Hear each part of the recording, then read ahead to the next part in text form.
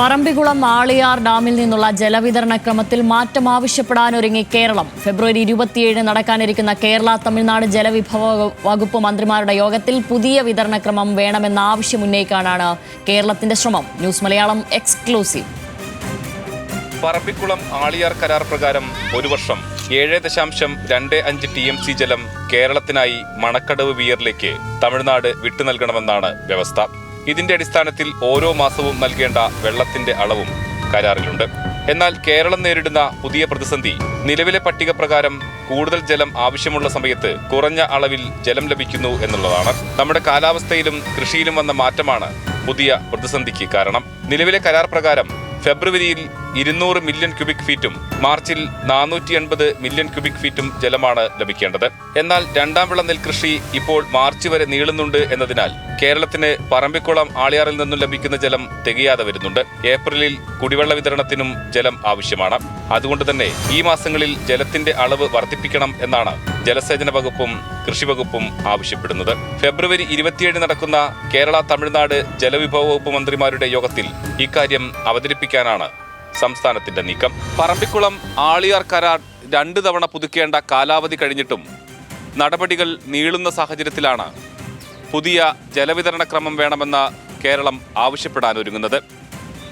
നിർദ്ദേശം തമിഴ്നാട് അംഗീകരിച്ചാൽ പാലക്കാട് ചിറ്റൂർ മേഖലയ്ക്ക് വലിയ ആശ്വാസമാകുമെന്നാണ് അധികൃതരുടെ പ്രതീക്ഷ. ക്യാമറാമാൻ രമേശ് റാമിനൊപ്പം പ്രസാദ് ഉടുമ്പിശ്ശേരി, ന്യൂസ് മലയാളം, പാലക്കാട്. പ്രസാദ് ഉടുമ്പിശ്ശേരിയുണ്ട് വാർത്തയുടെ കൂടുതൽ വിശദാംശങ്ങളുമായി. പ്രസാദ്, ഈ കേരളം ആവശ്യപ്പെടാനൊരുങ്ങുന്ന ഈ മാറ്റം അത് എത്രത്തോളം പ്രധാനപ്പെട്ടതാണ് സംസ്ഥാനത്തെ സംബന്ധിച്ചിടത്തോളം?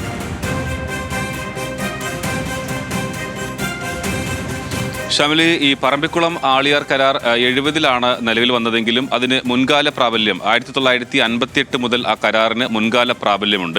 ഈ കരാർ വരുന്ന സാഹചര്യത്തിൽ അന്ന് നമുക്കറിയാം കേരളത്തിൽ അത്രത്തോളം ജലക്ഷാമമോ അല്ലെങ്കിൽ ഏതെങ്കിലും തരത്തിൽ കുടിവെള്ളക്ഷാമമോ നേരിട്ടിരുന്നില്ല. അതുകൊണ്ട് അങ്ങനെ കണക്കാക്കിയിട്ടുള്ള ഒരു ജലവിതരണമാണ്. ഓരോ മാസവും നൽകേണ്ടത് ഇത്ര ലിറ്റർ അല്ലെങ്കിൽ ഇത്ര മില്യൺ ക്യൂബിക് ഫീറ്റ് വെള്ളമാണ് എന്നുള്ളതെല്ലാം ആ കരാറിൽ അന്ന് തന്നെ രേഖപ്പെടുത്തി വെച്ചിട്ടുള്ളതാണ്. അത് പ്രകാരം ഏറ്റവും കൂടുതൽ വെള്ളം നമുക്ക് പറമ്പിക്കുളം ആളിയാറിൽ നിന്നും ചിറ്റൂർ പുഴയിലേക്ക് കിട്ടുന്നത് സെപ്റ്റംബർ ഒക്ടോബർ മാസങ്ങളിലാണ്. 700 മില്യൺ ക്യൂബിക് ഫീറ്റാണ് ആ സമയങ്ങളിൽ കേരളത്തിന് ലഭിക്കുന്നത്. പക്ഷേ പിന്നീട് ഈ കാലാവസ്ഥയിൽ വന്ന മാറ്റമെല്ലാം വന്നതോടുകൂടി തന്നെ ചിറ്റൂർ മേഖലയിൽ ഈ ജലസേചനത്തിന് പുറമെ കുടിവെള്ളത്തിനും ചിറ്റൂർ പുഴയെ ആശ്രയിക്കേണ്ട അവസ്ഥ വന്നു. അങ്ങനെ വരുമ്പോഴാണ് ഏറ്റവും കൂടുതൽ ജലക്ഷാമം നേരിടുന്ന അല്ലെങ്കിൽ ജലസേചനത്തിന് വെള്ളം ആവശ്യമുള്ള ഒരു സമയം എന്ന് പറയുന്നത് നമുക്കിപ്പോൾ ഫെബ്രുവരി മാർച്ച് മാസങ്ങളിലാണ്. ഈ നെൽകൃഷി 2 വിളകൾ, ഒന്നാം വിളയും രണ്ടാം വിളയും നെൽകൃഷി നടത്തുന്നുണ്ട്. ഈ രണ്ടാം വിള നെൽകൃഷി പൂർണ്ണമായും ജലസേചനത്തെ ആശ്രയിച്ചുകൊണ്ടാണ് നടത്തുന്നത്. അപ്പോൾ ഈ പലപ്പോഴും ഇതിൻ്റെ സമയങ്ങളെല്ലാം തന്നെ മറിഞ്ഞിരിക്കുന്നു. നേരത്തെ മഴയെ ആശ്രയിച്ചാണ് പൂർണ്ണമായും ഒന്നാം വിള കൃഷി നടത്തിയത്. രണ്ടാം വിളയിലാണ് പൂർണ്ണമായും ജലസേചനത്തെ ആശ്രയിച്ച് നടത്തുന്നത്. അപ്പോൾ ഫെബ്രുവരി മാർച്ച് മാസങ്ങളിൽ ആദ്യം ഈ കരാറുണ്ടാക്കുന്ന സമയത്ത് നമുക്ക് അത്രത്തോളം വെള്ളം ആവശ്യമുണ്ടായിരുന്നില്ല.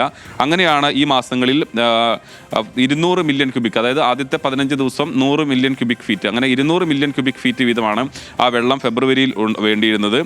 മാർച്ചിൽ 480 മില്യൺ ക്യൂബിക് ഫീറ്റാണ് ആ മാസം നമുക്ക് പറമ്പിക്കുളം കരാർ പ്രകാരം ലഭിക്കേണ്ടത്. പക്ഷേ ഈ സമയങ്ങളിൽ ഇപ്പോൾ ഏറ്റവും കൂടുതൽ വെള്ളം ആവശ്യമുണ്ട്. അപ്പോൾ കേരളം പലപ്പോഴും ചെയ്യുന്നത് അവരുമായി ചർച്ച നടത്തിക്കൊണ്ട് കൂടുതൽ വെള്ളം മേടിച്ചെടുക്കുക. കേരളം ആവശ്യപ്പെടുന്ന അത്രയും വെള്ളം കിട്ടാറില്ല, പക്ഷേ ഇതിനേക്കാൾ കൂടുതൽ വെള്ളം ഓരോ വർഷവും മേടിച്ചെടുക്കാറുണ്ട്. അപ്പോൾ അതിനൊരു കരാറിൻ്റെ ഒരു സർക്കാർ അംഗീകാരം മേടിക്കുക, ഈ ഒരു സംയുക്ത കേരള തമിഴ്നാട് കരാറിൽ ഒരു അംഗീകാരം നേടിയെടുക്കുക എന്നുള്ളതാണ് ഇപ്പോൾ നേടുന്നത്. ഈ കരാർ പുതുക്കേണ്ട കാലാവധി ഇത് പ്രകാരം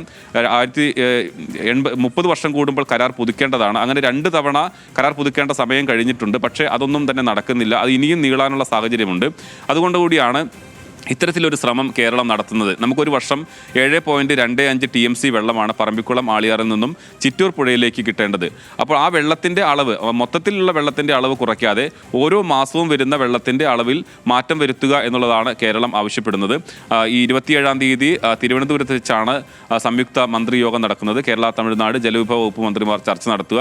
ആ ചർച്ചയിൽ ഇതൊരു പ്രൊപ്പോസലായി, ഒരു നിർദ്ദേശമായി കേരളം മുന്നോട്ട് വെക്കുമെന്നുള്ളതാണ് മനസ്സിലാക്കുന്നത്. അത് തമിഴ്നാട് അംഗീകരിച്ചാൽ കേരളത്തെ സംബന്ധിച്ചിടത്തോളം, ചിറ്റൂർ മേഖലയെ സംബന്ധിച്ചിടത്തോളം വലിയൊരു ആശ്വാസമാകും. എന്തായാലും കാത്തിരിക്കുകയാണ്. കരാർ പുതുക്കുന്നത് അനന്തമായി നീളുന്ന ഒരു സാഹചര്യത്തിൽ ഇതിലെങ്കിലും ഒരു മാറ്റം വരണം എന്നുള്ളതാണ് ഇപ്പോൾ കേരളം ആവശ്യപ്പെടാനൊരുങ്ങുന്നത്.